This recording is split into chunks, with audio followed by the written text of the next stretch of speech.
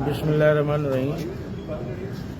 सबसे पहले तो ये बात वाज़ेह कर दूं कि हम 4 सरपरस्त आला और रोशन अली मशहूरी हम साथ बैठे थे जब पैनल की तश्कील हो रही थी।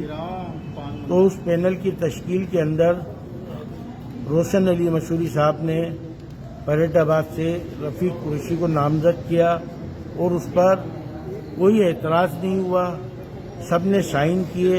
रोशन अली मशहूरी के भी साइन मौजूद हैं और बाकी जितने लोगों के नाम थे वो लिखकर वो स्टेटमेंट अभी तक पड़ा हुआ है।